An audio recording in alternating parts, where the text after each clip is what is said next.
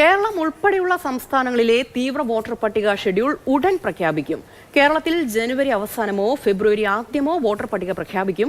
വരുന്ന നിയമസഭാ തിരഞ്ഞെടുപ്പ് പരിഷ്കരിച്ച വോട്ടർ പട്ടികയുടെ അടിസ്ഥാനത്തിലാണ് എന്ന് തിരഞ്ഞെടുപ്പ് കമ്മീഷൻ വൃത്തങ്ങൾ അറിയിച്ചിട്ടുണ്ട്. ബി ബാലഗോപാൽ ചേരുന്നുണ്ട് കൂടുതൽ വിവരങ്ങളുമായി. ബാലു, അങ്ങനെ ബീഹാറിൽ തുടങ്ങി വെച്ച ഈ തീവ്ര വോട്ടർ പട്ടിക പരിഷ്കരണം അങ്ങനെ കേരളത്തിൽ ഉൾപ്പെടെ രാജ്യവ്യാപകമായി നടപ്പാക്കും എന്ന് തിരഞ്ഞെടുപ്പ് കമ്മീഷൻ നേരത്തെ തന്നെ പ്രഖ്യാപിച്ചിരിക്കുകയാണ്. ഇപ്പോൾ അതിന്റെ നിർണായകമായിട്ടുള്ള ചുവടുകളിലേക്ക് കൂടി കടന്നിരിക്കുന്നു തിരഞ്ഞെടുപ്പ് കമ്മീഷൻ. എങ്ങനെയാണ് വിവരങ്ങൾ?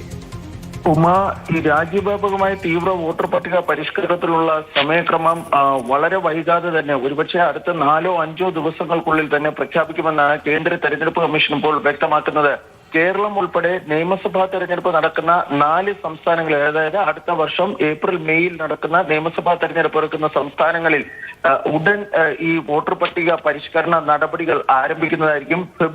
ജനുവരി അവസാനമോ ഫെബ്രുവരി ആദ്യവാരമോ ഈ സംസ്ഥാനങ്ങളിലെ അന്തിമ വോട്ടർ പട്ടിക, അതായത് പരിഷ്കരിച്ച തീവ്ര പരിഷ്കരണത്തിന് ശേഷമുള്ള അന്തിമ വോട്ടർ പട്ടിക പ്രഖ്യാപിക്കുമെന്നാണ് ഇപ്പോൾ തെരഞ്ഞെടുപ്പ് കമ്മീഷൻ വൃത്തങ്ങൾ വ്യക്തമാക്കുന്നത്.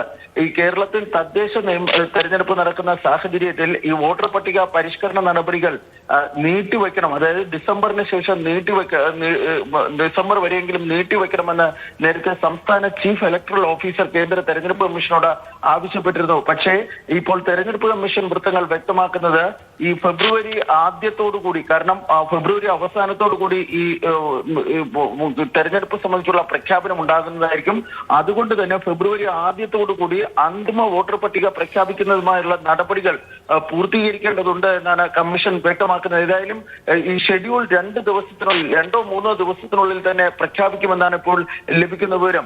രാജ്യവ്യാപകമായി ഈ തെരഞ്ഞെടുപ്പ് ഈ തീവ്ര വോട്ടർ പരിഷ്കരണവുമായി ബന്ധപ്പെട്ട നടപടികൾ നവംബറിൽ ആരംഭിക്കുവാൻ വേണ്ടി തീരുമാനിച്ചിട്ടുണ്ട്. ഘട്ടം ഘട്ടമായിട്ടാണ് ഈ നടപടികൾ പൂർത്തിയാക്കുന്നത്. അതായത് ആദ്യഘട്ടത്തിൽ നിയമസഭാ തെരഞ്ഞെടുപ്പ് അടുത്ത വർഷം നടക്കുന്ന സംസ്ഥാനങ്ങളിലായിരിക്കും പൂർത്തീകരിക്കുക. കേരളം, തമിഴ്നാട്, പശ്ചിമ ബംഗാൾ, പുതുച്ചേരി എന്നിവിടങ്ങളിൽ ആദ്യഘട്ടങ്ങളിൽ പൂർത്തീകരിക്കുന്നതായിരിക്കും. ആസാമിനെ സംബന്ധിച്ചിടത്തോളം ആസാമിലും തെരഞ്ഞെടുപ്പ് നടക്കുന്നുണ്ട്. പക്ഷെ ആസാമിൽ ഈ ദേശീയ പൗരത്വ രജിസ്റ്ററുമായി ബന്ധപ്പെട്ട നടപടികൾക്ക് ശേഷമേ ഈ നടപടി ആരംഭിക്കാവൂ എന്ന് അസം കേന്ദ്ര സർക്കാർ ഈ തെരഞ്ഞെടുപ്പ് കമ്മീഷനോട് ആവശ്യപ്പെട്ടിരുന്നു.